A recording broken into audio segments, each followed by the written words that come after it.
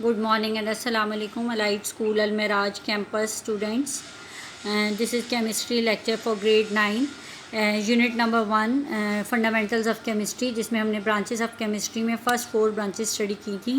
Next हमारी branch है industrial chemistry. First 4 branches में हम लोगों ने study किया था physical chemistry को, organic chemistry, inorganic chemistry and biochemistry. Next branch है हमारी जी industrial chemistry. Students, industrial chemistry में हम स्टडी करते हैं केमिकल कंपाउंड्स की मैन्युफैक्चरिंग. वो कंपाउंड्स जिनको हम कमर्शियल स्केल पे प्रिपेयर हमने करना है, उन केमिकल कंपाउंड्स की फॉर्मेशन या मैन्युफैक्चरिंग. केमिकल कंपाउंड्स जिनको हम कमर्शियल स्केल पे स्टडी करते हैं, उनके लिए जो रॉ मटेरियल्स हैं या बेसिक केमिकल्स हैं, उनकी मैन्युफैक्चरिंग भी इंडस्ट्रियल केमिस्ट्री में ही की जाती है, जिसमें ऑक्सीजन है, क्लोरीन है, अमोनिया है, आपके पास एसिड्स हैं, mineral acid, sulphuric acid, nitric acid, caustic soda. इन सब में को यूटिलाइज़ किया जाता है as a raw material for other industries. For example, हमारे पास जो क्लोरीन है, हम इसको यूज़ करते हैं सैनिटेशन के लिए, यानी कि हमने अगर क्लिनजिंग करनी है सैनिटेशन पोर्शन की तो हम उसमें यूज़ करेंगे, या फिर हम क्लिनजिंग हमने करनी हो वाटर की, अब अपने वाटर टैंक्स की क्लिनजिंग करनी हो तो क्लोरीनेटेड कर देते हैं हम वाटर को. इससे जर्म्स, बैक्टीरिया वगैरह जो हैं वो किल हो जाते हैं. ये बेसिक केमिकल्स भी हम प्रिपेयर करते हैं इन इंडस्ट्रियल केमिस्ट्री.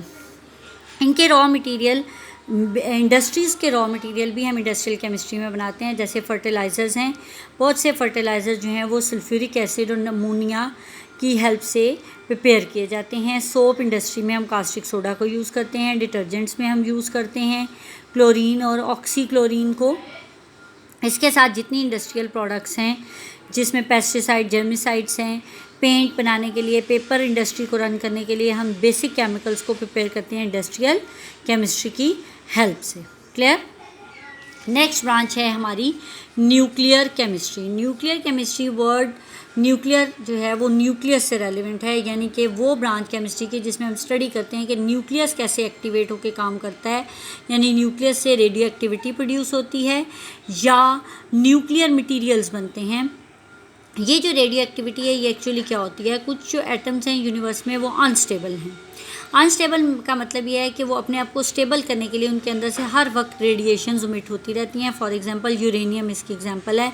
ये अपने आप को स्टेबल करने के लिए, स्टेबिलिटी अटेन करने के लिए अपने अंदर से रेडिएशंस को इमिट करता रहता है. ठीक है, इससे इस चीज़ को हम कहते हैं कि रेडियो एक्टिविटी प्रोड्यूस हो रही है. और इन रेडियो एक्टिव प्रोसेसेस को और इनकी प्रॉपर्टीज़, यानी कि कैसी रेडियो एक्टिविटी है, अल्फ़ा, बीटा, गैमा या किसी भी तरह की कोई रेडियो एक्टिव रेज जो प्रोड्यूस हो रही हैं, उनका क्या प्रोसेस है प्रिपरेशन का, और इन रेडियो एक्टिव मटेरियल्स के साथ साथ इनकी प्रॉपर्टीज़ क्या हैं, यानी कि ये कैसे वर्क करते हैं, ये हम स्टडी करते हैं न्यूक्लियर केमिस्ट्री में. इसी तरह न्यूक्लियर केमिस्ट्री का फ़ायदा हमें क्या है स्टडी करने का. सबसे पहले जी, मेडिकल इंडस्ट्री में, यानी कि मेडिकल ट्रीटमेंट करने के लिए बहुत से हम न्यूक्लियर केमिस्ट्री को यूज़ कर रहे हैं. फॉर एग्जांपल, रेडियोथेरेपी आप सब ने सुना होगा. रेडियोथेरेपी का ये मतलब है कि हम कैंसर के ट्रीटमेंट में न्यूक्लियर केमिस्ट्री को यूटिलाइज़ करते हैं, न्यूक्लियर मटेरियल्स को यूज़ करते हैं. कैंसर क्या है कि सेल जो है वो अनकंट्रोल डिवाइड होना शुरू कर देता है. अनकंट्रोल डिवीजन ऑफ सेल को हम कैंसर कहते हैं.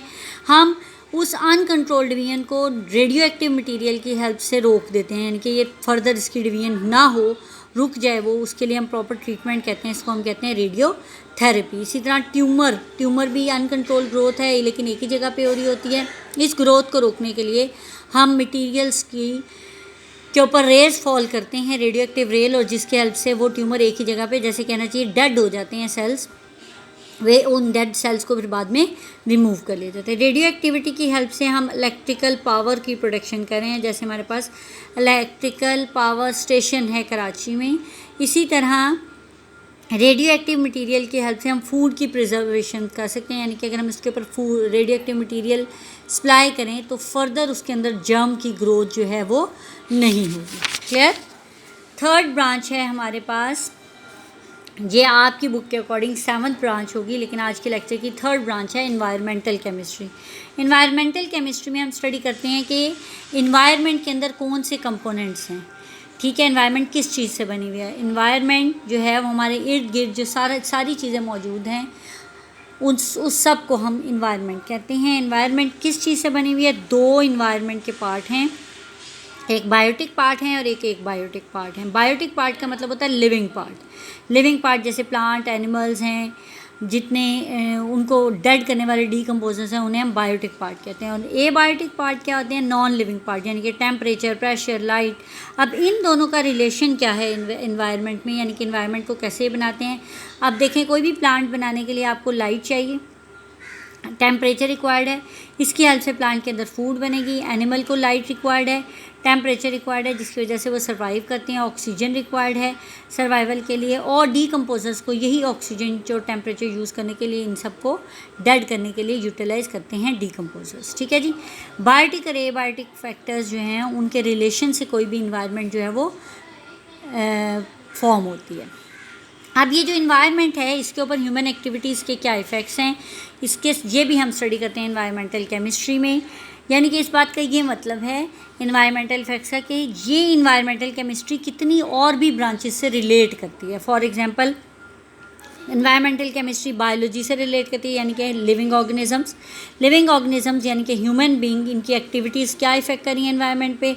अर्थ के अंदर अगर कोई चेंजेस आ रहे हैं तो वो कैसे इफ़ेक्ट कर रहे हैं, सॉइल और के अंदर जो चेंजेस आ रहे हैं और इन्वायरमेंट में। ठीक है जी। और वाटर के अंदर जो चेंजेस आ रहे हैं वो भी इन्वायरमेंटल केमिस्ट्री से डायरेक्टली रिलेट करते हैं। इनको हम कहते हैं कि ह्यूमन एक्टिविटीज़ जो हैं वो इफ़ेक्ट कर रही हैं। फॉर एग्जांपल, 2 एग्जांपल्स आपको शो कर रही हूँ, water pollution and air pollution. Water pollution का ये मतलब है कि कंटेमिनेटेड मटेरियल जो हम वाटर में ऐड करते जा रहे हैं, हमारे अपने जितने भी वाटर चैनल्स हैं उनके अंदर जितना कंटेमिनेटेड मटेरियल एडअप हो रहा है वो वाटर को पोल्यूट कर रहा है, और उसका जो एक्चुअल कंपोजिशन है उसको ब्रेक कर रहा है। इसी तरह एयर पोल्यूशन है। एयर पोल्यूशन आपको ज़्यादा अच्छे तरीके से समझ आ जाएगी। अर्थ के इर्द गिर्द एक इन्वेलप मौजूद है ओजोन लेयर का। अब ओजोन लेयर का क्या काम है, वो यूवी रेडिएशंस को अर्थ पे नहीं आने दे रही, लेकिन हम क्या कर रहे हैं, हम हर वक्त CFCs प्रोड्यूस कर रहे हैं, क्लोरोफ्लोरोकार्बन, जो कि इस ओजोन लेयर को जगह जगह से ब्रेक कर रहा है, जिसको कहते हैं हम डिप्लीट कर रहे हैं, और ओजोन के होल बन रहे हैं। जब ये ओजोन होल बन जाएंगे तो यूवी रेडिएशंस डायरेक्ट अर्थ पे फॉल करेंगी, जिससे अर्थ के ऊपर रहने वाले जो हम ह्यूमन बींग हैं उनके अंदर स्किन कैंसर या स्किन कार्सिनोमा जो है वो डेवलप हो रहा है। यानी कि ह्यूमन एक्टिविटीज़ की वजह से ये सब कुछ, ओजोन लेयर जो हमारी फ्रेंड थी उसको हमने डिप्लीट कर दिया, और स्किन कैंसर जो है वो ह्यूमन बींग में प्रोड्यूस हो गया। ह्यूमन एक्टिविटीज़ जो हैं वो इन्वायरमेंट पे बैड इफेक्ट्स प्रोड्यूस कर रही हैं, वो हर किस्म की पोल्यूशन, जैसे वाटर और एयर पोल्यूशन की प्रोडक्शन। क्लियर। लास्ट हमारी ब्रांच है analytical chemistry. Analytical chemistry, word analytical से शो होता है एनालिसिस, यानी कि हम चेक करें जो भी केमिस्ट्री के अंदर मटेरियल्स हैं वो सेपरेट आउट कैसे होंगे, यानी कि वो सैंपल जो है उसके अंदर हर कंपोजिशन कैसी है।